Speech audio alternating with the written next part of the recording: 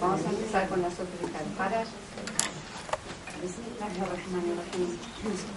Allahumma kulli waliyika al-hujjati ibn al-Hasan salawatuka alayhi wa ala aba'i fi hadhihi as-sa'a wa fi kulli sa'a waliyan wa hafizan wa qa'idan wa nasiran wa dalilan mu'ayna hatta tusinahu arba'ata taw'at wa tumatti'ahu fiha tawilan. Assalamualaikum warahmatullahi wabarakatuh. Les pido un favor que por favor lleguen a tiempo, porque la clase mía es un poco limitada, es 1 hora y media nada más, y bueno, si hay algún espacio en el medio y aparte después en el salar y demás, es como que se complica, así que les agradecería que sean más puntuales. Bueno, Bismillahirrahmanirrahim. Habían quedado pendientes de la clase anterior. Algunas no estuvieron porque habían recién llegado y estaban un poco cansadas, así que podemos hacer un poco de repaso. No sé si alguna tomó apuntes o demás, pero el tema que se había planteado era la diferencia entre Oriente y Occidente, y habíamos dado unas características de las diferentes etapas históricas de Occidente, ¿no? Fundamentalmente la habíamos dividido en 4 etapas: era la edad antigua, la edad media, la edad moderna y la contemporánea, y habíamos dado características de cada una. ¿Alguna quiere ir más o menos diciéndolas? Habíamos quedado en decir las de Islam. Sí. Bueno, habíamos repasado un poco, habíamos dicho que la edad antigua tenía ciertas características que no era precisamente religiosa, y donde primaba la razón, la lógica, también las artes literarias. En la Edad Media se dio un proceso muy religioso que estaba dominado fundamentalmente por la Iglesia, y donde todo, prima, la Iglesia era también la política, la sociedad, el arte, todo estaba en función de la Iglesia y de lo religioso. Y también había un enfrentamiento entre iglesia o entre religión y ciencia. Cualquier descubrimiento que contradijese a la Biblia era rechazado, y no solamente era rechazado, sino que era un motivo de conflicto, y que mataban a los científicos y los mandaban a la hoguera.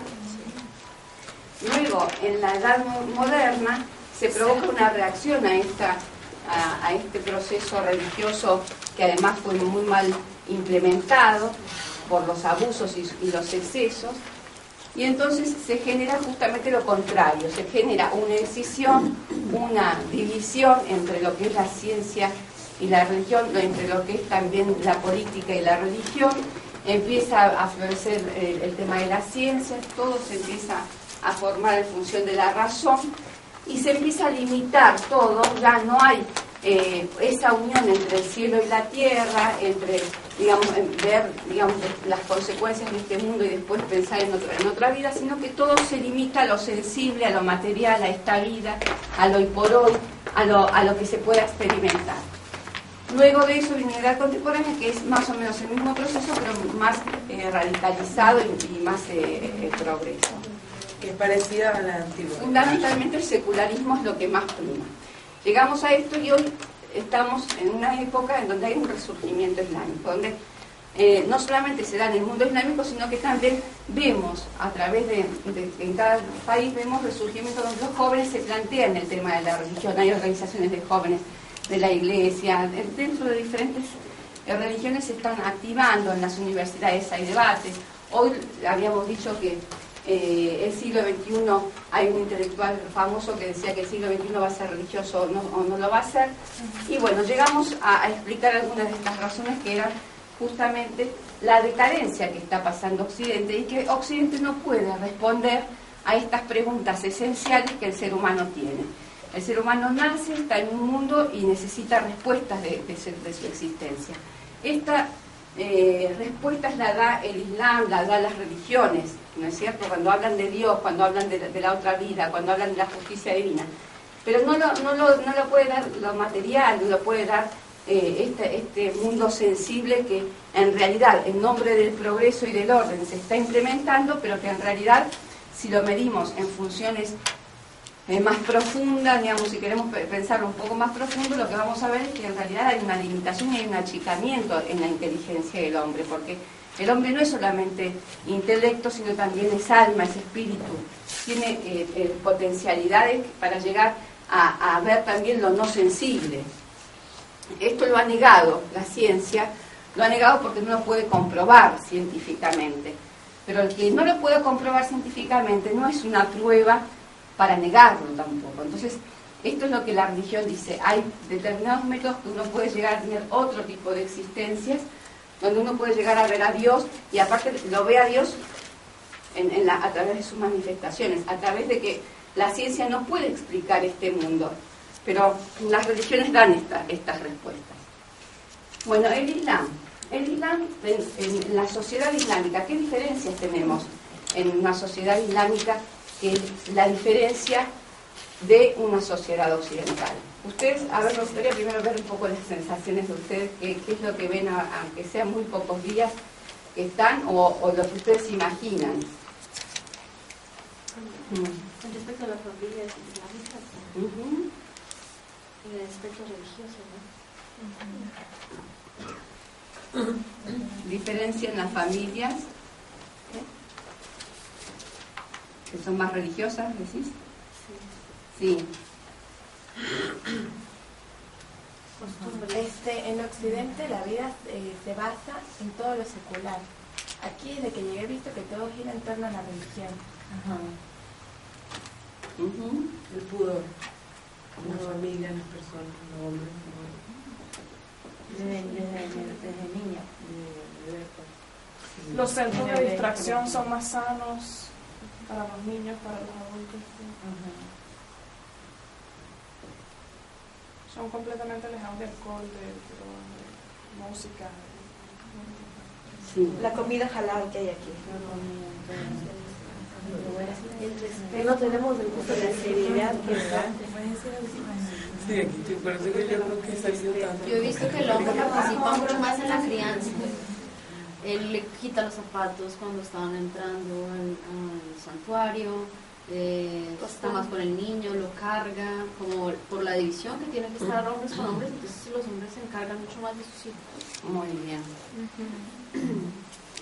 A pesar de que dicen que a partir de la igualdad de la mujer con el hombre todos comparten las tareas, pero hay muchos reclamos de las mujeres que trabajan que dice que siempre la que trabaja siempre más es la mujer, y que por eso hoy están peleando por el derecho a las amas de casa, o a tener algún tributo extra de su trabajo, por el trabajo, o de retirarse horas antes o algo así por el tema del trabajo. Obviamente la vestimenta y el consumismo, ¿no? La vestimenta es ¿Y el consumismo qué quieres decir con consumismo? que allá hay más oferta comercial, compre esto, compre esto. Menor consumismo acá, decís. Acá hay mucho menos. Claro, aquí al vestir el chador, quita ese estigma de la moda y la cosa, no importa ya porque es bonito. No, o sea, sí hay consumismo, pero no así tan Pero no exagerado, incómodo, tan exagerado, innecesario, como lo hay en Yo creo que Bueno, lo necesario. pues eso sí está dentro del consumismo, pero no está, digamos, esa competencia por estar like a la moda. O sea, no hay una comparación entre las mujeres. Bueno, entonces lo pondremos acá, con el tema del pudor, Sí, el pudor, podríamos creo que ya, No es solo no es solo la vestimenta, va moda. hasta la moda mirada, la forma de las mujeres bajan mucho la mirada. no, y los hombres. el respeto, sí. Yo he visto La actitud y la es como los hombres, yo no lo he visto. Es contrario de lo que supuestamente dicen desde Occidente, que supuestamente las mujeres son más libres en Occidente, pero es algo ambiguo y es una mentira a ciega, ¿no? En el sentido de la honestidad. La mujer no es más libre, sino que está más expuesta. no es esclava de la publicidad y ese consumismo es claro. Y el Occidente es mucho más machista. Bueno, muy bien. Está muy bien esto. Esto es lo que se observa. Estas son en realidad consecuencias de la religión, son manifestaciones de la religión, ¿sí? O sea, esto es lo que construye la religión, por eso la importancia de la religión. O sea, los efectos que hoy vemos en Occidente, veamos ahora si queremos hacer una comparación, ¿cuáles son los efectos de Occidente? ¿Qué vemos en la sociedad occidental? La familia, no hablamos la de los familia principios. integrada. Sí, La gente la integración de la familia. familia. Mucha madre soltera, Pobreza. No hay pudor, no hay centros de educación sana, no hay comida halal, no hay respeto, no hay hombre que participe. ¿Me entienden? La letra son muy malas. El antónimo de todo lo que acabamos de copiar. Bueno, el antónimo, bueno, pero vamos a Homosexualidad, mucha madre madres soltera, solteras. niños maltratados, mujeres maltratadas. El alcohol, la No solamente violencia, niños, hasta los violencia. ancianos, porque los ancianos cuando ya están Son muy maltratados. viejitos, por parte de los hijos son maltratados. Y eso también, respeto a los sociales. Falta de respeto a las personas mayores. Alcohol, violencia. Ahora los niños son muy abusados.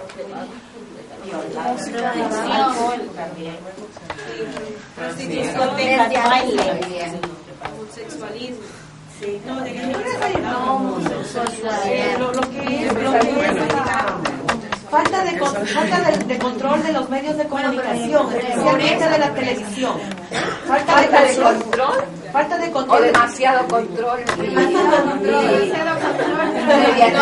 No sería falta de control dentro de los, como es de la Intencionalidad o medios de comunicación. manejo Manejo indebido de los medios de comunicación. manejo de los medios por todo. Manipulación. Manejo no, muy bien, manipulación y mejor. Por lo menos no sé cómo se llamaría. La información, no la información. Corrupción. No, pero a lo que yo también me refiero es de que las películas, todo eso no son controlados para los niños. Se ve mucho. Todo esto que me están diciendo no surge azarosamente.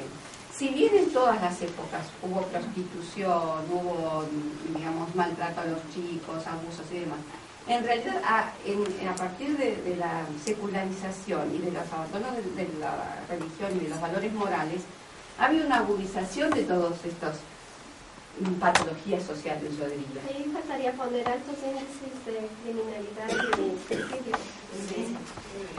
Bueno, lo más alto que hay. y esto bueno, todo esto, bueno, a su vez esto de la criminalidad y el suicidio sería, digamos, acá tendríamos que ver en criminalidad y suicidio también como una consecuencia de también una manifestación de otra manifestación, que muchas criminalidades son por degradación, por degradación moral, por ejemplo, por cuántos crímenes hay pasionales,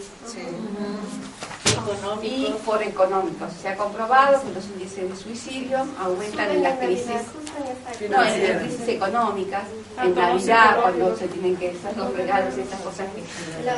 Bueno, la alta tasa de suicidio que tiene la alta tasa de suicidio que tiene Europa de gente joven, por la gran soledad que hay.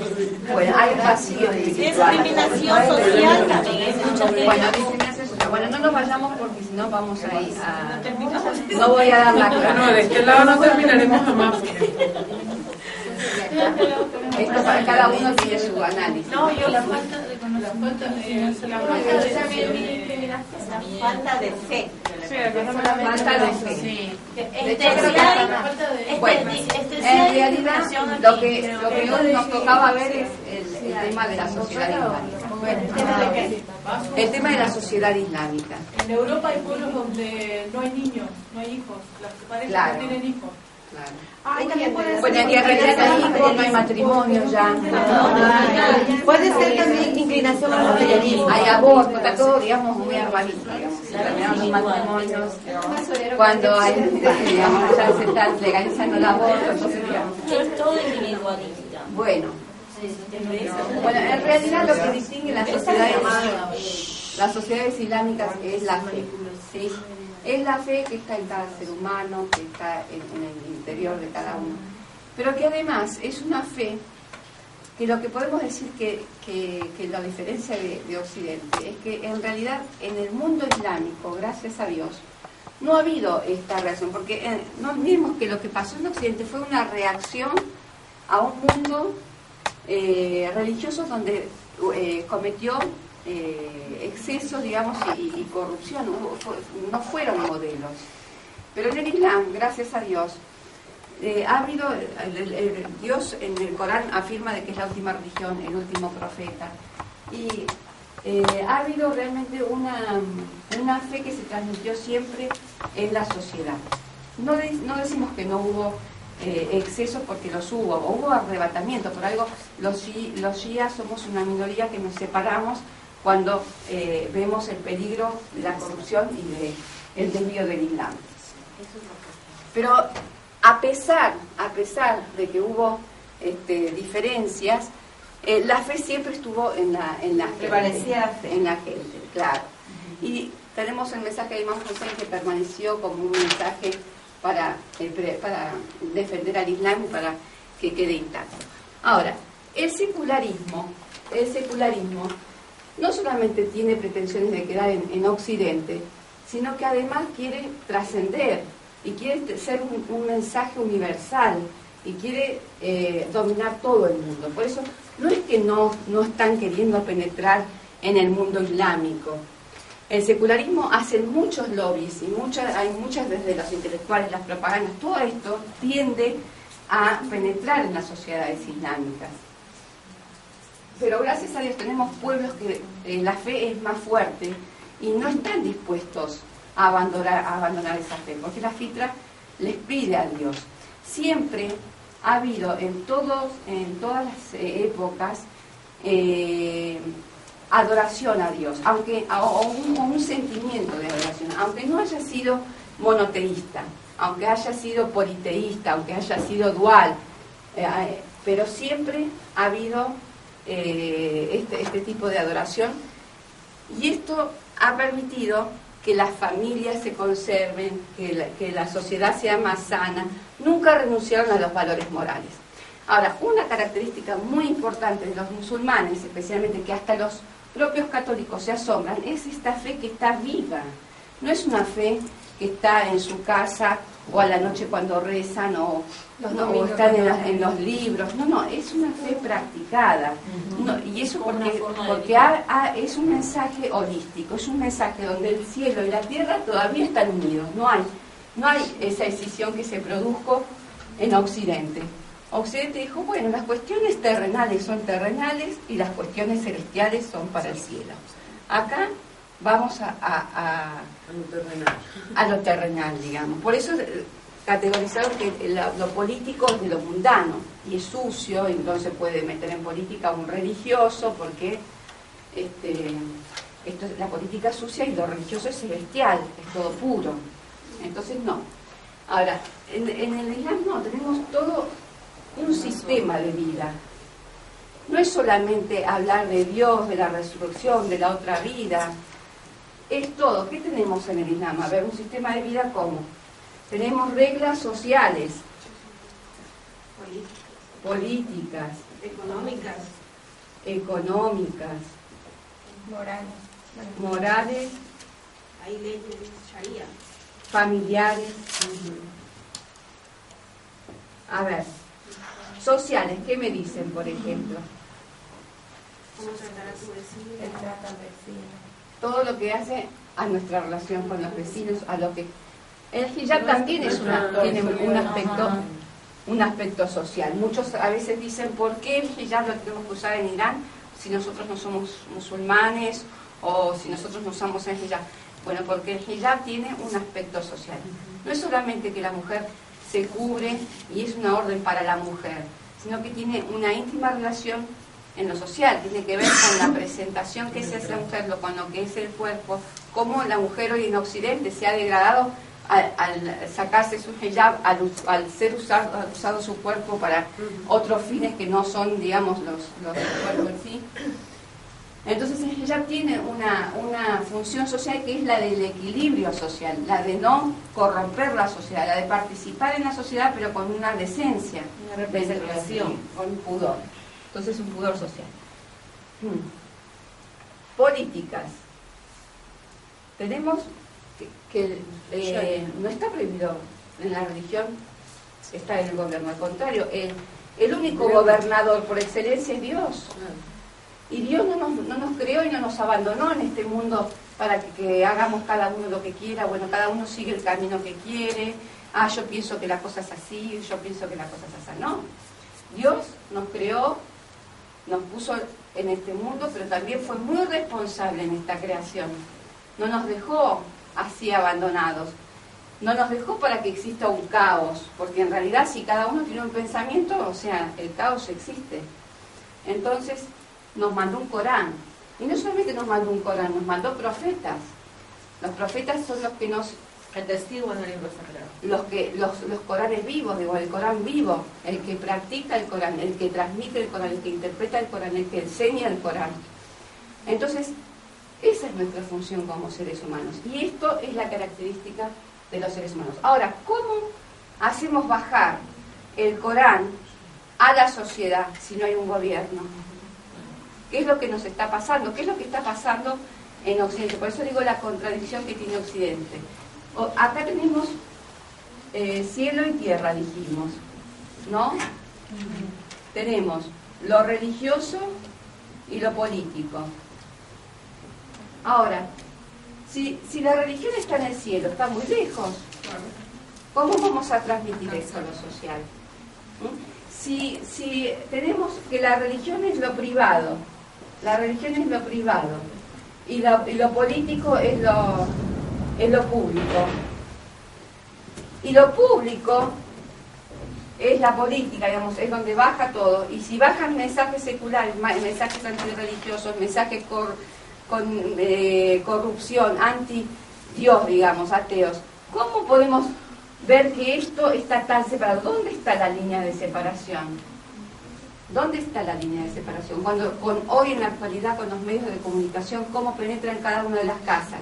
Si yo mando a mi hijo y a mi hijo le enseñan otros valores que los que yo les enseño en mi casa.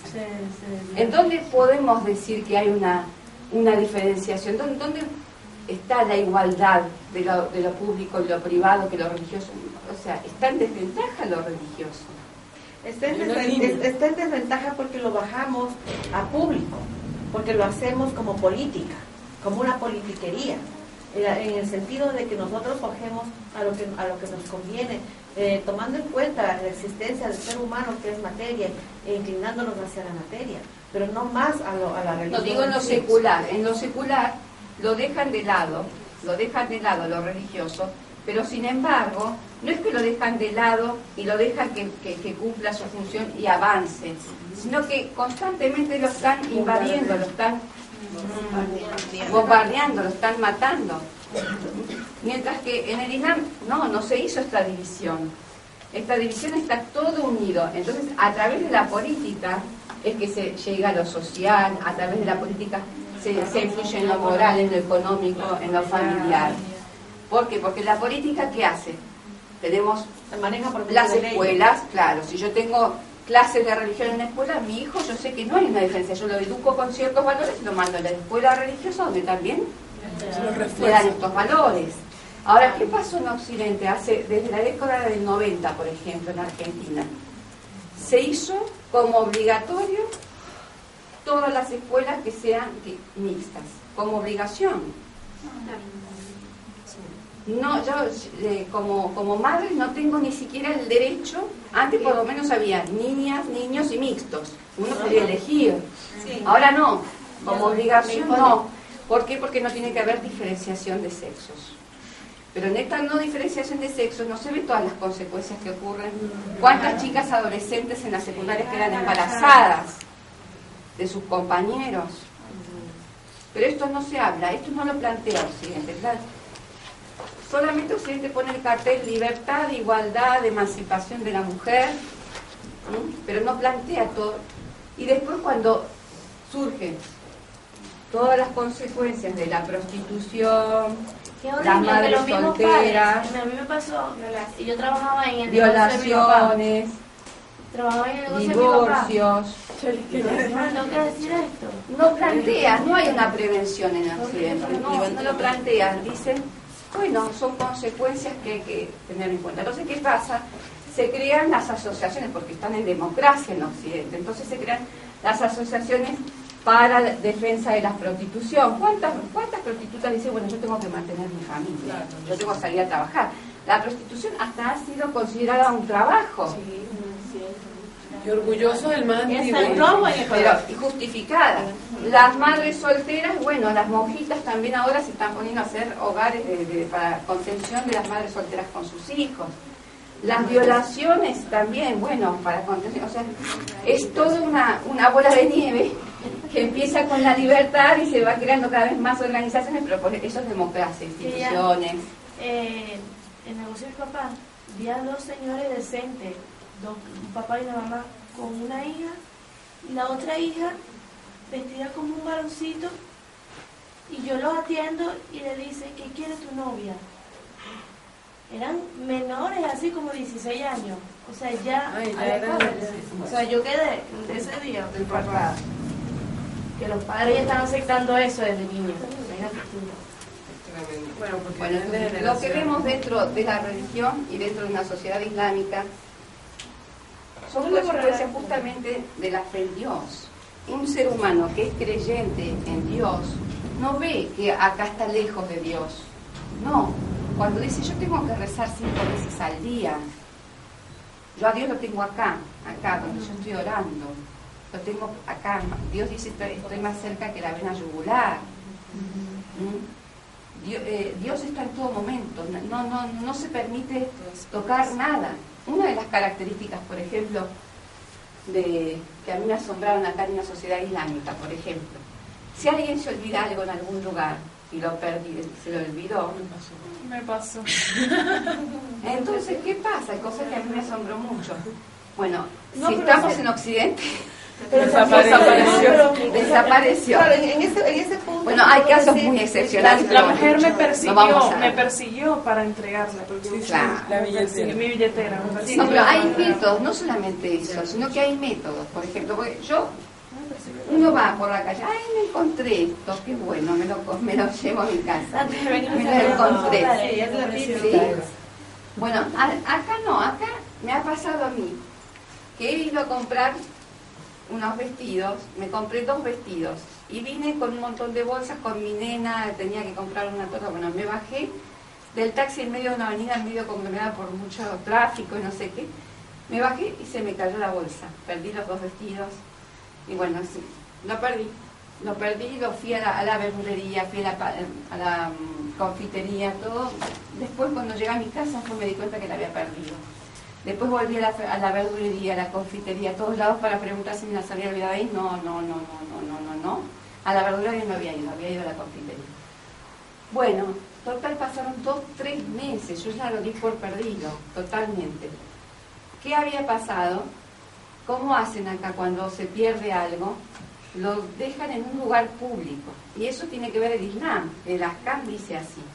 Cuando alguien pierde algo, y la diferencia según la cantidad de valor que tenga, lo dejan o lo dejan en el mismo lugar para que la persona lo venga a buscar, o lo dejan en un lugar público, como es una mezquita o un negocio. En este caso fue en un negocio lo dejaron, y el hombre del negocio puso un cartel que se encontraron tal cosa. Y yo, claro, como no leo mucho el persa, digamos, no presto atención a estar mirando todos los cartelitos, pero se ve que la gente lo leía, y yo no lo leí, 2-3 meses no lo leí, hasta que después mi vecina parece que se enteró y la mandaron a llamar. Después de 3 meses yo recuperé la ropa. Y como eso hay muchos casos, hay muchos casos. Yo cuando estuve ahora entera, fuimos al supermercado, y a mi cuñada le faltó el dinero para pagar, y ella le dijo que le va a dar después. Y la cajera dijo que no hay problema que se claro, a mí me ha pasado mucho, y más cuando nos ven extranjeras, son muy generosos también, muchísimo. Sí, gracias. Bueno, otra de las características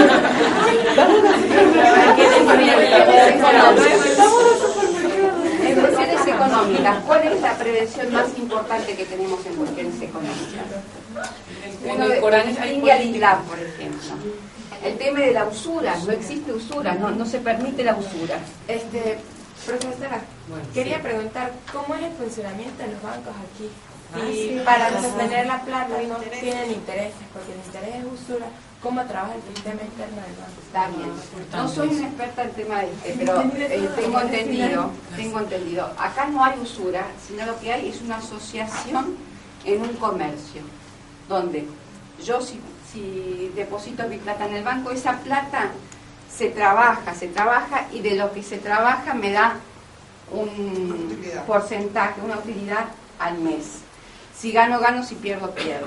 Ahora no sé cómo es específicamente el mecanismo, si es fija la ganancia, si no es fija, no sé bien cómo es, pero sé que no es producto de algo que es, digamos, robarle a alguien, o sea, te cobro el interés, yo te presté 10 y me tenés que devolver 15 todos los meses, no.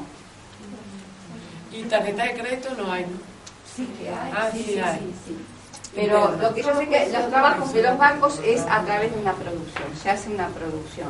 Eso puede preguntar a alguien que sea alguien que debe estar más. O sea, es como si usted prestara su plata, ¿verdad? Ellos trabajan con su plata, claro, y esa plata le dan un porcentaje y usted se cae en un porcentaje. No sé cómo es, pero sé que no, es producto de un trabajo. O sea, la condición islámica, yo conozco la condición islámica, que tiene que ser producto de un trabajo y no de algo que sea sin trabajo. O sea, pero eso no tiene los intereses. ¿Cómo funciona? No tengo ni idea, no tengo ni idea. Bueno, no sé, la maneja mi marido, no sé cómo es. Bueno, después tenemos las leyes morales. Leyes morales, ¿qué tenemos? El respeto. El respeto. Hay una cosa que a mí también me llamó muchísimo la atención y que es distintiva con respecto a Occidente, y es que hay una rama del Islam, una de las ramas de las 10 ramas que habíamos dicho la vez pasada, que es la recomendación del bien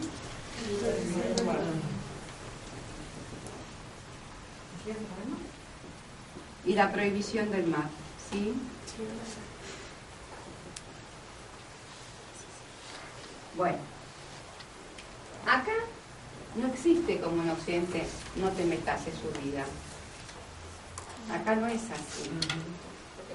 O sea, en Occidente vemos como que cada uno tiene su vida, es el individualismo.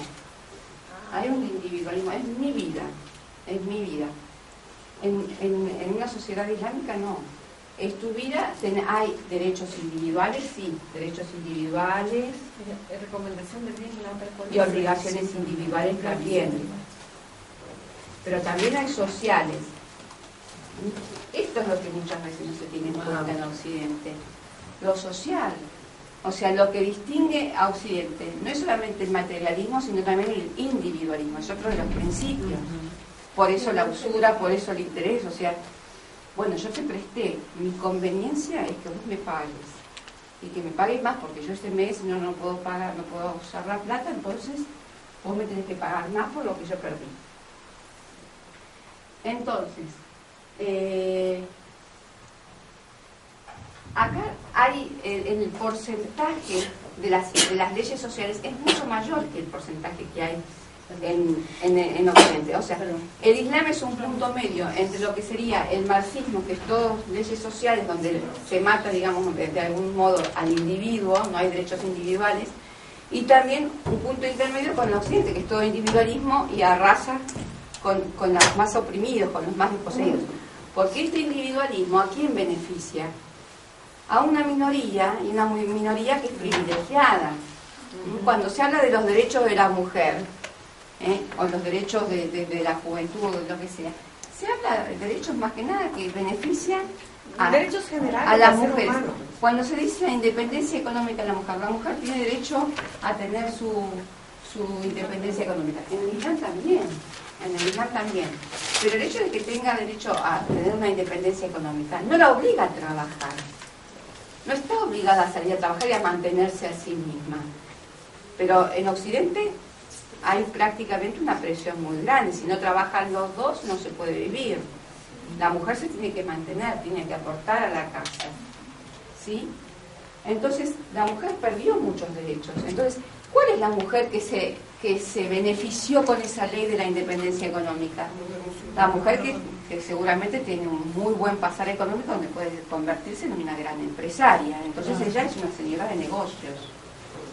Pero una mujer que no tiene recursos tiene que ser sirvienta y trabajar en casas que ajenas a su propia casa y abandonar a su nene y dejarlo en alguna guardería. Los hijos, además. Entonces, sin embargo, en el Islam no. Dice, derechos para las mujeres sí, pero tienen que mantenerlas a las mujeres. De independencia económica sí, pero además no pierden el derecho a la manutención. Bueno, entonces tenemos la recomendación del bien y la prohibición del mal. Acá, cuando alguien está haciendo un acto que es haram, o sea, que es ilícito, que es un pecado, no se callan la boca. Dicen, bueno, es su vida. No, dice, estás haciendo algo mal. Estás haciendo algo mal. Y se los dicen. Y hasta socialmente, si alguien está, digamos, con una conducta que no es correcta, en la calle también se le llama la atención, porque cuidan a la sociedad. Si tienen que prohibir, lo prohíben. Si lo tienen que recomendar, lo recomiendan. Por supuesto que dentro del Islam también hay normas o condiciones, diría, para la recomendación del bien y la prohibición del mal. O sea, eso es en función de las consecuencias. Si yo decir algo va a traer un efecto positivo, se lo digo. Si el efecto va a ser más negativo que positivo, no se lo digo. Pero las leyes están muy claras, están muy definidas. Y para eso, perdón, hay un conducto regular, o sea, por ejemplo, si hay una mujer que está haciendo algo, por ejemplo, con respecto a irrespetar el vestido, ¿quién es la persona más adecuada para decírselo? Muchas veces en la calle te dicen las propias mujeres, arreglate el cabello. O a mí un señor me dice con un plumero por aquí porque se me había caído eso. Te lo dicen. Hasta en las cosas más simples, por ejemplo, si tenés al nene con una mamadera que el pico está medio dañado, te dicen, mira, tenés cuidado por los microbios. ¿Sí qué? Tenés mucho cuidado por los microbios, son muy cuidadosos de los microbios. Muy gastada. Ah, ok. La chupa, son muy cuidadosos. Yo tengo algo decirle mis suegros y alguna vez se dieron cuenta que no tenía suficiente comida para ellos y mi suegra cocinó y se los dio. Por supuesto. Bueno, y familiares, que hay muchísimas cuestiones. Entre las cuestiones que tenemos es la relación entre los esposos, la buena relación que debe existir, el respeto que debe existir. Y también el esposo tiene una función dentro de la familia, que es el cabeza de familia, pero esa función que se le da, ahora después vamos a pasar al tema de los derechos de la mujer, pero lo más importante es que no es que si el hombre tiene digamos, la tutoría de la familia, no es porque hay un abuso o hay un patriarcalismo, como en términos que hablan en Occidente, sino que en realidad hay una división del trabajo y es de una mayor responsabilidad, pero que eso no le implica mayor derecho para él o un abuso para él, sino que él está al servicio de la familia. ¿Quién puede ofenderse cuando tiene una persona que está constantemente trabajando para que su familia esté bien, para que su mujer no se moleste, para que sus hijos estén bien educados, para que sus hijos tengan a su mamá con ellos todo el tiempo? ¿Quién puede ofenderse? Y al final, si lo ves como equipo de trabajo, en cualquier equipo de trabajo tiene que haber un líder. Un líder. ¿No? Bueno, sin embargo, en clave secular se considera que eso es una discriminación a la mujer, una opresión a la mujer. En el tema familiar, por ejemplo, tenemos, ya lo vamos a ver cuando vamos a ver tema por tema, si Dios quiere, el tema del casamiento de los hijos. Hay un cuidado en la educación de los hijos que llega desde que está en el vientre de la madre, desde que es la concepción, hay rezos, súplicas, un montón de cosas que se hace para concebir, hasta las diferentes etapas de la niñez, la adolescencia y hasta que tengan su primer hijo. hasta en la elección de las cosas. Ahora, vemos una gente que yo he comprobado mucho, que se preocupan muchísimo y son las mamás, son muy meticulosas toda la etapa de la infancia, cuando lo llevan al jardín de infantes, en la primaria, todo muy detallado, hasta los 12, 13, 14 años. Después, bueno, ya está grande el nene, que haga su vida. Y ahí empieza, no sabe si cayó en la droga o no cayó en la droga. Que más necesita. Si cómo va en la escuela o no va en la escuela, si dejó embarazada a alguien o no. Ya empieza, ya cumplió su función, porque ahora empieza él a hacer su propia vida. Es como que se desvincula. Y es una educación en función de lo físico, de lo material, o sea, que esté bien, digamos, bien alimentado, bien aseado, bien en la escuela, hasta cierto punto, porque muchas veces las madres con el trabajo que tienen que estar fuera de la casa no pueden ayudar a sus hijos. Entonces, además con los índices de divorcios que hay, si hay alguna docente me va a poder ayudar un poco más, pero he escuchado muchas docentes decir que no pueden ni siquiera ellos mandarle un papelito a sus mamás diciéndole que su hijo está mal en la escuela, o no le pueden poner una nota baja o una carita mala porque se quejan los padres que cómo le bajó la autoestima al niño, que cómo le bajó la autoestima, que ellos tienen que estar pasando un proceso muy difícil de divorcio, de hecho, perdón que le interrumpa, trabajo. De hecho, actualmente en Venezuela se está viendo un proceso donde los padres y alumnos van a evaluar al maestro.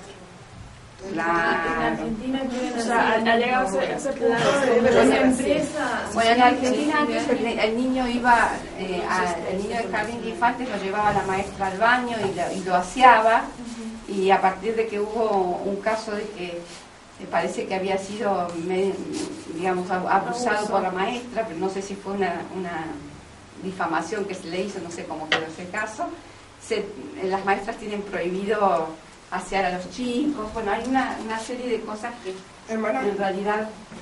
lo que pasa, bueno, es que en mi país tenemos la costumbre de alzar la mano para pedir la palabra. Yo veo que aquí no, la gente se interrumpe. Yo quería hacer como un aporte, o no sé, que usted me explique dónde iría el tema de la salud. Por ejemplo, la higiene, la comida, ¿dónde iría? ¿En lo social o en lo familiar? En las dos. En las dos. Vale. Por ejemplo, el aseo, desde el udú. Desde la forma de rezar, por ejemplo, es la parte más importante, el aseo. Muy bien, muy buena la observación. La higiene. En higiene podemos poner también, yo no dejaría la higiene también el tema del Ramadán. El Ramadán también es una higiene del cuerpo, ¿sí? El ayuno, el udú. El udú a tener que estar constantemente lavándonos, pero además las condiciones previas al udú, porque el udú es la ablución, es algo que se hace rutinario y bien para cada salat, se debe hacer, pero las condiciones es estar libre de cualquier impureza, que ustedes ya lo van a estudiar en las clases de Ahkam o de jurisprudencia islámica, que tiene que estar el cuerpo limpio y aseado. ¿Y aseado de qué? Por ejemplo, en el caso del cuerpo, la sangre es impura, por ejemplo, tenemos la sangre, la defecación, lo que se necesita saber la orina, también es de cuando la mujer está en el periodo. Claro, el esperma, el perro, el cerdo, el ghusl, el estado de menstruación según el Corán es una inmundicia. Digamos, la menstruación en sí misma es una inmundicia, por eso durante esos 7 días uno reza a Dios de una forma particular, pero no en la forma de alusión y todo eso, sino que uno se dirige a Dios, puede tener una relación con Dios, pero no tiene la obligación de rezar. Y tiene, al cabo de los 7 días, tiene un ghusl o un baño completo, que se le dice que es una purificación de ese estado. Igual para restablecer sus oraciones. Cuando tienen relaciones. Después de tener las relaciones también. ¿Para qué más el ghusl? La carroña, que son los de... para el muerto. El muerto. Bueno, la transpiración de un animal que come cosas que son impuras. Sí, el vino, la cerveza. Son 11 cosas importantes. El cáfir es impuro. El incrédulo.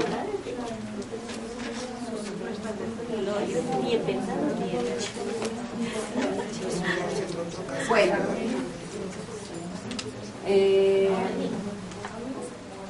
Bueno, esto tiene mucho que ver con el tema de la higiene, ¿sí? Entonces, por ejemplo, para rezar, uno no puede rezar si tiene alguna impureza, por ejemplo, si se manchó con sangre, si fue al baño y no se higienizó, tiene que estar higienizado con agua. El tema bueno, tanto la defecación como el esperma, todo eso, si están los perros también, no puede uno rezar, si los tocó con la lengua o algo así. El ayuno, bueno, ahora la verdad que no se me ocurre, pero hay tantas cosas que son de la higiene, y aparte, bueno, el tema de la purificación, constantemente van a verlo en acá, cómo se forma, cómo se realiza la purificación. Hay unas formas específicas. Si es con un agua corriente, tiene una forma. Si es un agua que está estancada, tiene otra forma. Si es un agua de lluvia, tiene diferentes etapas, diferentes formas, que tienen que ver con la calidad también. Si no hay agua, se hace también. Y con la calidad, tiene que ser un agua que tenga unas características de incolora, inodora, insabora, digamos, pura tiene que ser. No puede ser un agua de fruta o un agua digamos, mezclada con jabón o detergente, todo eso. Para la ablución, para el baño completo, para la purificación, si alguien, por ejemplo, un bebé vino y se hizo pis en la alfombra, enseguida hay que limpiarla con agua directamente. Acá, en este edificio, el agua es salada. Sí. ¿No podemos hacer la ablución con esa agua? Sí, porque no llega, es muy salada. No la probamos. Generalmente se usa el agua corriente, el agua de acá, es agua pura. Otra de las características del Islam que yo quería... Que había una palabra ahí que no entendía. Perdón. ¿Qué te faltó? Decime. No, sí, la que dije no la entendí. ¿Qué? Que decía transpirar, pero... La transpiración, no de la transpiración. La transpiración de un animal que coma carroña o cosas impuras, por ejemplo, que come cosas excrementos. Pero porque tiene la campaña de la de todos modos, ese animal, por ejemplo, también hay un periodo de purificación que es de abstinencia de esa comida. Bueno, por así decirlo, una cosa más que me quedó, que yo puse también el tema de la política con la religión, el tema de la razón y la religión. Eso también es otro tema muy importante. Que en realidad no hay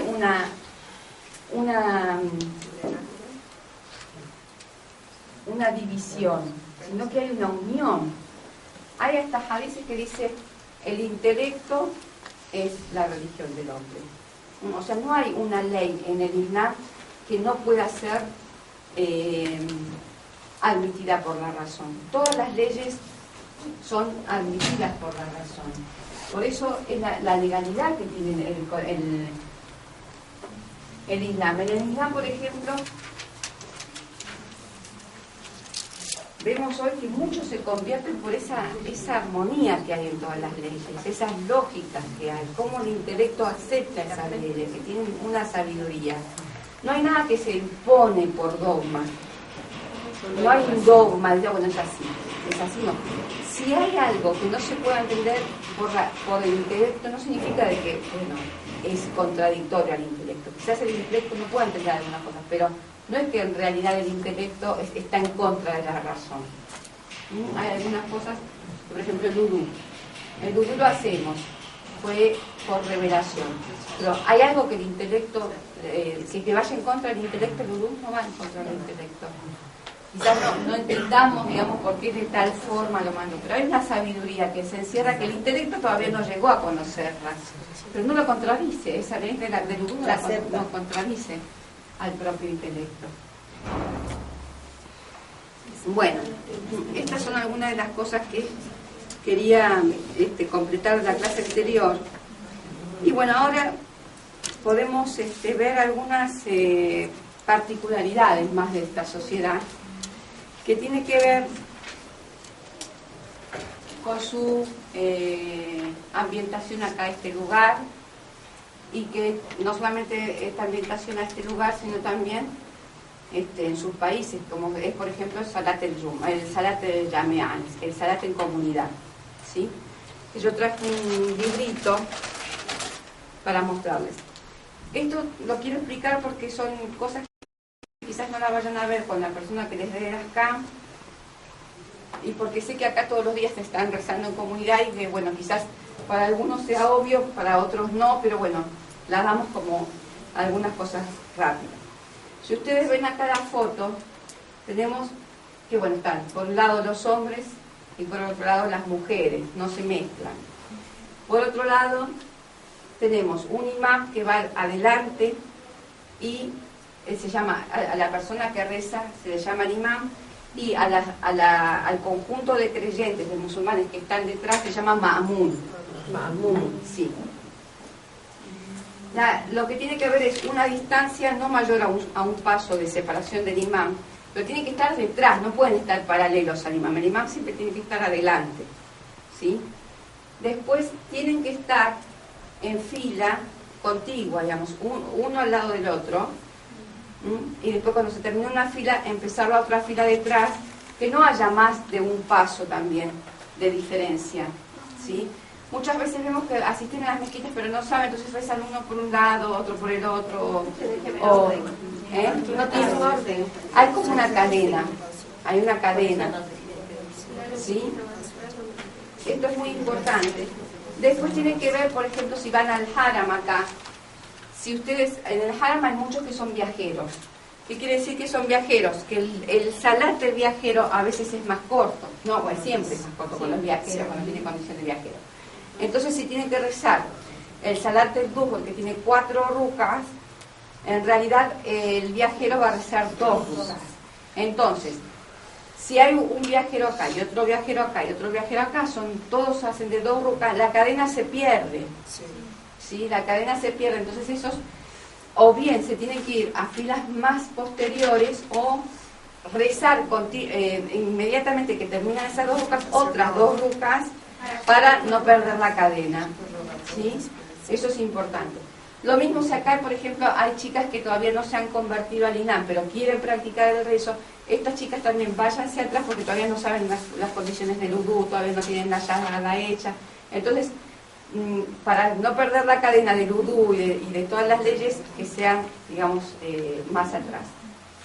Después, si no saben pronunciar muy bien, siempre prefieran rezar con una persona que sepa pronunciar bien, que sea en comunidad, que el imán pronuncia.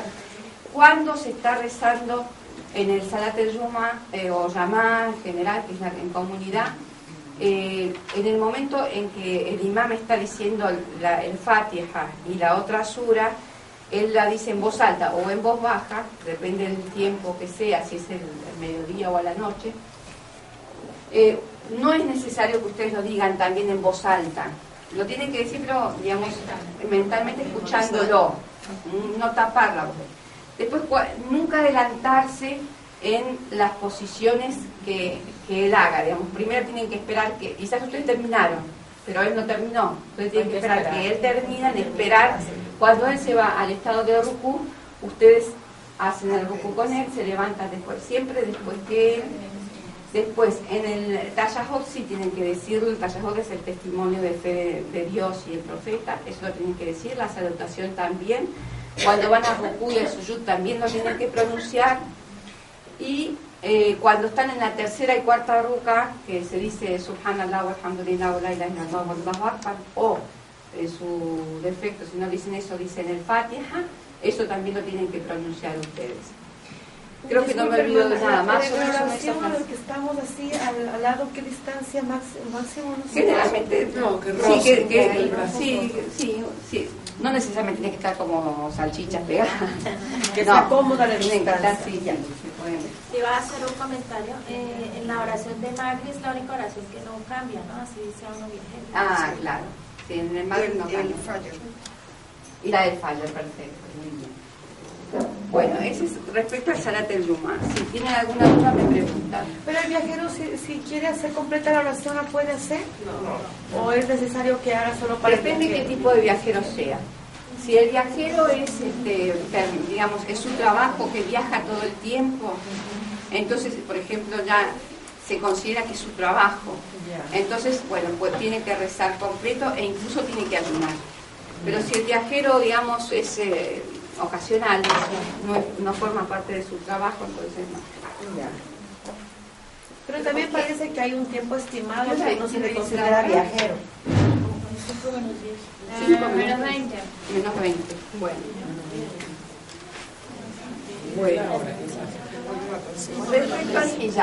Respecto al hijab también les voy a decir algo. Bueno, vamos a hablar primero del hijab, que es la vestimenta que debe observar la mujer musulmana. No hay un estilo de hijab específico que se diga, bueno, tiene que ser de esta forma o de esta forma, tiene que ser de tal color o de tal otro color. Lo que sí hay condiciones específicas del hijab. ¿Cuáles son las condiciones específicas del hijab? Es cubrir todo el cuerpo, ¿sí? excepto la cara y las manos, ¿sí? Después tiene que estar todo cubierto. La segunda condición es que sea holgada, porque puede estar todo muy bien cubierto, pero demasiado cubierto y demasiado ajustado. Entonces la otra condición es que sea holgado, ¿sí? Debe cubrir la cara, por ejemplo, lo que es las partes donde uno hace el udú, por ejemplo, ¿no? Que es, digamos, todo lo que llega acá y un poquito más, digamos. Acá se cubre mucho por una cuestión más de pudor. Las mujeres iraníes acá, digamos, ya también en código, islámicamente cuando, digamos, el hombre para no mirar ni la cara, se cubren más las mujeres, los hombres también. El hijab tiene dos partes. La parte del hijab de la mujer es el tema de la vestimenta, ¿sí? Pero no solamente la vestimenta, sino también es toda una conducta. No es solamente estar cubierta y tener una conducta muy así extrovertida o mezclada con muchos hombres o hacer demasiados chistes y estar... No, digamos, es todo un conjunto de conductas que implica el hijab. Es la seriedad, la conducta, la distancia, el respeto que uno impone en la otra persona. Representar lo que se está poniendo. Claro, una de las cosas que tiene el significado del hijab es un poco mostrar lo interno, ¿no es cierto? O sea, que lo interno se represente en lo externo. No es que una mujer que no tenga hijab no tiene pureza, no tiene, digamos, fe, no. Pero no se puede, digamos, muchas veces esa mujer está desprotegida, puede tener un corazón muy puro, una fe muy pura y una intención muy pura. Pero si da una imagen que no es una imagen decente, porque nosotros hoy nos guiamos por imágenes, ¿no es cierto? Y cada imagen emite un significado, ¿sí? Entonces el hijab emite un significado, tiene un sentido. Si digamos, hay una persona con chador y una persona que está con minifalda, digamos, hay dos mensajes. Claro. Por algo tantas propagandas en Occidente que muestran a la mujer con el chador.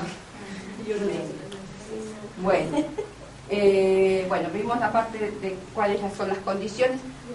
No necesariamente tiene que ser negro. En Irán se usa mucho el negro porque, bueno, parecería ser que es una costumbre. Tiene que ver mucho con el Imam Hussein, tiene que ver mucho también con el tema de que es un color que disimula más las formas, tiene que ver con que es un color que también impone más respeto. Bueno, no sé, pero no necesariamente tiene que ser negro, ya puede ser de otros colores. El Imam Khomeini, en la época del Imam Khomeini, se presentó una mujer sin chador y con, digamos, una vestimenta holgada, con pantalones y estos mantos largos que se usan y demás, y dijo que eso era una vestimenta aceptada y era correcta. Bueno, esto es en cuanto al hijab. Ahora, la parte del hijab, por un lado es la vestimenta, por otro lado es la conducta. Dijimos que la parte del hijab de la mujer es la vestimenta y la conducta, y de parte del hombre, no es que el hombre puede andar en short, lo que también debe tener sus formas. Por algo vemos que acá los religiosos siempre tienen túnicas largas, incluso los talabés, que son los estudiantes de religión y que todavía no tienen una ropa larga, pero usan, digamos, sus pantalones con sus remeras, digamos, mangas largas, camisas con mangas largas, no usan manga corta, las camisas, digamos, a veces son larguitas. Lo más importante para el hombre, que es lo más difícil, es el tema de la mirada. Por eso es como esa dupla que dicen, ¿no?, entre la llave y la cerradura, digamos, ¿no? O sea, a la mujer le corresponde cubrir su belleza y al hombre le corresponde bajar la mirada, para limitar, digamos, porque en la relación entre el hombre y la mujer siempre está el instinto que media. No decimos que es lo único que media, pero en la sociedad, digamos, los grandes desequilibrios sociales que vemos ocurren por esa falta de observancia, ¿sí? Entonces, no sé de qué te reís, ¿tenías algún pensamiento? No, aquí sonó no se movió solo la silla. Bueno. Y entonces el hombre, el hijab, el hombre es su mirada. Bajar la mirada. Claro, es bajar la mirada. Eso ya lo van a ver, la que va a dar la sección del hijab va a ser, yo no me voy a extender en este tema, porque ya hay una clase especial que la va a dar la señora Sumaya Rabbani. Pero bueno, como ustedes ya están viviendo en una sociedad islámica, corresponde que les adelantemos algunos temas para que sepan. Ustedes, como habrán observado acá en Irán, lo que tenemos es que las esferas de los hombres y las mujeres, los ámbitos están separados. No hay, digamos, muchas oportunidades para estar, digamos, en ámbitos muy mezclados.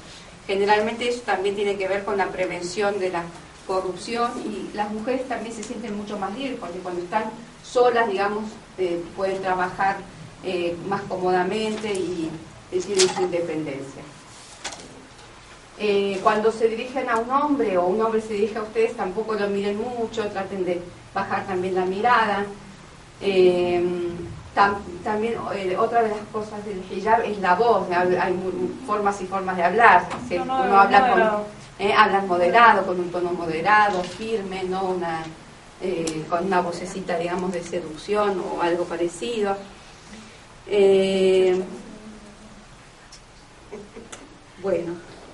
Los colores, si bien yo les dije que no necesariamente tiene que ser negro, tampoco tiene que ser un floro, digamos. Tampoco tiene que ser unos colores que digan fucsia. Si bien hay muchas cosas que a veces, por ejemplo, en Argentina, o a ustedes les debe pasar mucho, que uno siempre explica el hijab como diciendo que, bueno, el hijab es una vestimenta, ahora te doy la palabra. El hijab es una vestimenta que no es para no llamar la atención. Sin embargo, me dicen, vos llamas más la atención que otros. Sí, allá, eso es verdad. Sí, eso es verdad. Lo que pasa es que hay formas y formas de llamar la atención. O sea, uno puede llamar la atención por una cuestión, a nivel educativo puede que llama la atención. Perdón que le interrumpa. ¿Sabes que a mí me pasó un suceso muy peculiar en Venezuela? Yo en un taxi y no me dice, ¿por qué ustedes se cubren? Si lo que hacen es llamar la atención más, por lo menos aquí en Venezuela, y el hombre las mira con más curiosidad de saber qué hay debajo de todo esta vestimenta. Yo le digo como un mensaje contradictorio. Sí, eso es verdad, que a veces el hombre mira más, pero bueno, también la mujer se cubre más y el hombre debe bajar más la mirada, pero tampoco puede decir que lo que él imagina es la realidad, o sea, hay una distancia, hay una distancia muy grande. Claro. Cuando yo viajé al África, igual allá la vestimenta es muy diferente. Allá los jibad, digamos, de las batas, son multicolores, de unos colores muy exagerados.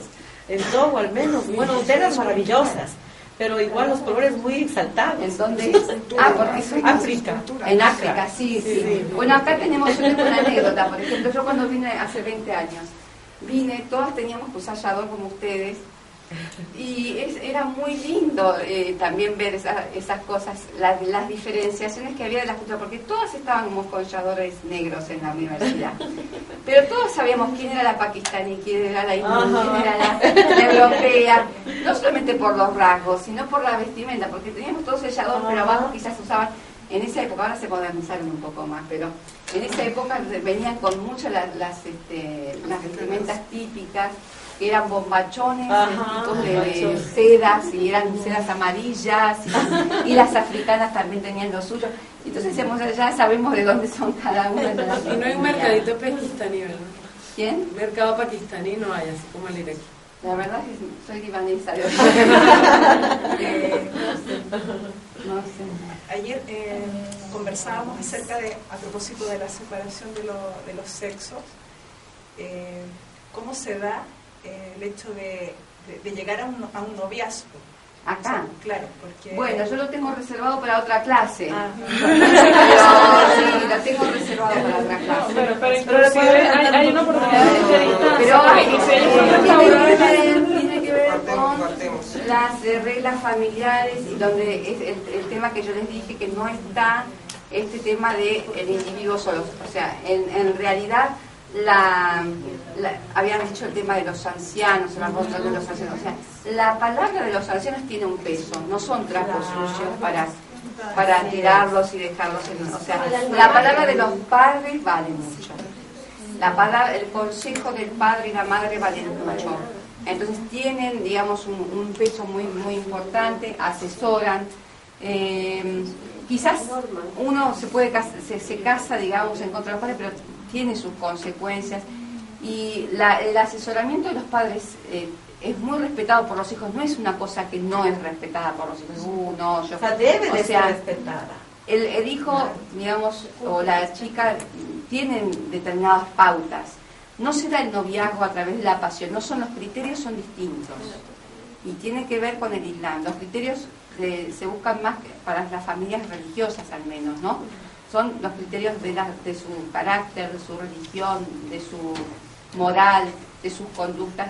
Generalmente se investiga mucho. A veces, por ejemplo, las propias familias van y investigan a otras, digamos, a su ámbito, a sus vecinos, sus familiares, las escuelas, preguntan cómo es tal persona. Pero todo parte, porque hablamos, claro, a lo mejor a alguien le gusta a alguien, un chico o una chica. Sí. ¿Qué hace este chico? ¿Va directamente a hablar con la familia? Claro, o muchas veces no va el chico directamente, le dice a su mamá. Le dice a su mamá y su mamá va a ver un poquito qué pasa. A ver si resulta. A ver si resulta. Profesora, yo le hago una pregunta. Las mujeres... Sí me mal suman, ¿no? Las mujeres aquí trabajan mucho o son más dedicadas al hogar, o aquí también trabajan 12 horas. Las que trabajan, digamos. Son muy hogareñas las mujeres, son muy hacendosas, son muy preparadas para la casa y trabajan. Y yo les digo mi experiencia, que como mujer occidental, como las veo, que realmente tienen una energía muy grande, tienen una energía, una capacidad muy grande, y o sea, es como que están criadas de una forma que todo el tema social y de crianza, están muy concientizadas cuáles son sus funciones. Entonces, por ejemplo, yo no sé, si voy a la universidad, a veces me encuentro con alguna persona que una empleada de la universidad, dice, ay, sí, anoche tuve invitados, día de semana, tuve invitados, me acosté a las 2 de la mañana, y después quizás se levantó a las 6 de la mañana y se fue a trabajar. Pero, o sea, trabajan y también trabajan en la casa, se hacen cargo de los chicos, son de tener una vida muy activa en las invitaciones. Las invitaciones tienen mucho que ver con el Islam. El Islam habla mucho de esta relación entre musulmanes, el ofrecer comidas en sus casas, invitarlos, después que el otro le devuelva yo les voy a ir trayendo algunos hadices sobre este tipo de costumbres que hacen a una vida un poco más social y más familiar y más sana también, más sana, porque al eliminarse todo el tema de las invitaciones o las relaciones entre familias y demás, los chicos ya van para otros medios, digamos, buscan otras diversiones, ya se desmembra la familia. No, acá no, son de invitarse, siempre hay todo un sistema familiar y entretenido, de comunicación y de comunicación. Son de trabajar no tantas horas, Lo último que escuché, no sé si se implementó o se va a implementar, es esto de que las mujeres, como trabajan mucho dentro de la casa, cuando vuelven de trabajo, se iba a implementar que las mujeres salgan como 2 horas antes que los hombres en relación, para compensar esas horas que trabajan en la casa. Para encontrar la comida. Por ejemplo, lo que sí tienen, por ejemplo, lo que yo les puedo decir es que les facilitan mucho a las mujeres. Por ejemplo, yo estoy estudiando en la universidad. En la universidad voy, bueno, no tengo bebés, pero cuando tenía bebé y ahora mismo muchas chicas van, llevan a sus bebés, aunque sean recién nacidos, de muy pocos meses, tienen sus guarderías en la universidad. Yo estudié en la Facultad de Sociología en la UBA más de 6 años y todavía estaban con los carteles y manifestaciones pidiendo por favor las guarderías para las mujeres. Esa es una de las cosas privilegiadas de que a mí me admiran aquí realmente. Entonces, eso, y somos estudiantes, o sea, lo mismo está para las empleadas, todos tienen su, y aparte ustedes ven lo generosos que son con las comidas, o sea, le ofrecen el almuerzo, o sea, tienen bastante facilitado el tema en algunos lugares. Y la licencia por maternidad. También. Eso es algo increíble. En Argentina, hace poco mi hermana tuvo el bebé y ha eliminado, decía, cómo es el sistema en Occidente, ¿no? Que al final uno, como mujer, obviamente tiene que trabajar también, que termina trabajando para que tus hijos los críen otras personas. Claro. Porque ella le tenía que pagar a una chica, porque es una bebé muy chiquita, tiene 4 meses, entonces, y el marido también trabaja, entonces se tiene que quedar. Ella va a trabajar para pagarle a otra mujer que trabaja en su casa. Es así lo que hacen todos. ¿Cuánto es el pre y postnatal? El prenatal y el postnatal. ¿En tiempo? El tiempo de vacaciones. No sé si son 3 meses, allá son 3 meses. Sí. No, en Venezuela lo cambiaron a 6 meses y va a subir a 9. Por lo menos los bancos,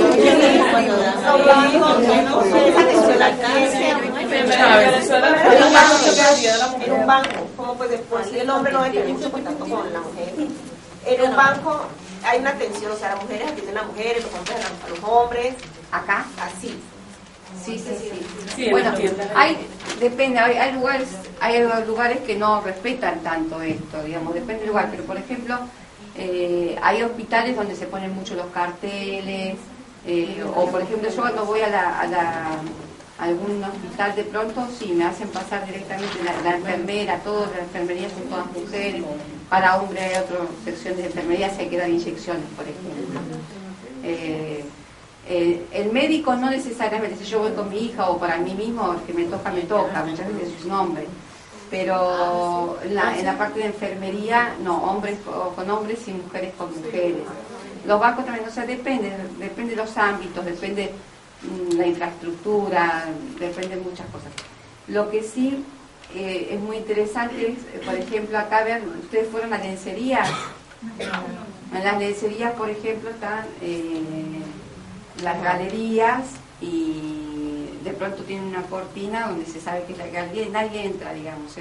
Están las mujeres atendiendo, son atendidas por mujeres solas y bueno, entonces las mujeres están ahí. A veces quizás las mujeres no necesariamente están con collador atendiendo adentro del local. Yo sí me preguntaba eso, ¿cómo harán para comprar pantaletas y cestas? ¿Tanto qué? Ropa interior. Entras a una lencería y compras. No, claro, pero No te un centro comercial. ¿Hay pobres acá en Irán? Sí, que hay pobres. Porque yo he visto pero no hay, el sacar, o sea, hay pobres, pero no se ve la pobreza que hay en otros lugares. No hay diligencia, no hay gente que cabe la vidrio. La gente es muy generosa. Hay pobreza, pero hay gente muy generosa. ¿Tienen vivienda o viven en la calle? ¿Tienen comedores? ¿Cómo es aquí? Eso, chicas, todas preguntas muy iraníes, pregúntenle a los iraníes, no sé muy bien. Lo que sí para los ancianos, por ejemplo, el año pasado hicimos también un seminario de mujeres, pero por 10 días fue en Teherán. Nos llevaron a un lugar precioso del gobierno era una parte que era para los lisiados, otra parte que era para los ancianos.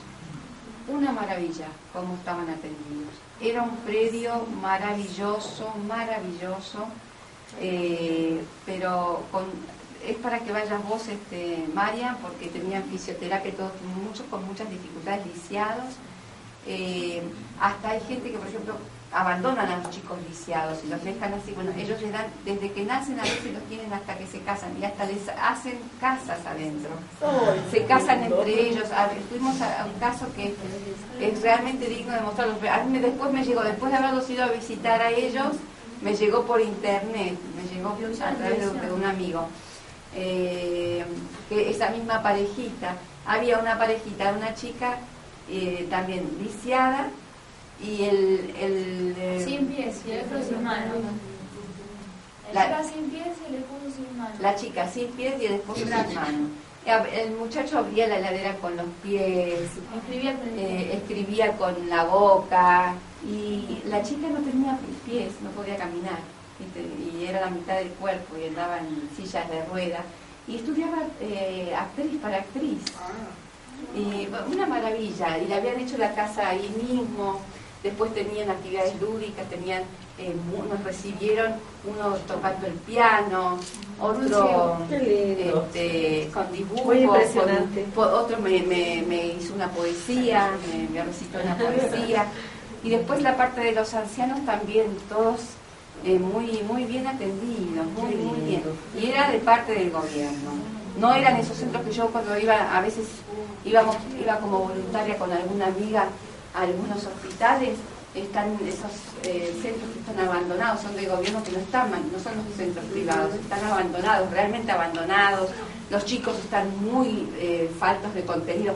No sé ahora, yo estoy hablando hace muchísimos años atrás, pero en esa época estaban muy mal, muy mal los centros pertenecientes a, como son los hospitales en Argentina, al menos todo lo que hace a la educación pública, la salud pública, todo se ha, a partir de la privatización, todo se ha venido abajo, muy venido abajo. ¿Qué hora es, chicas?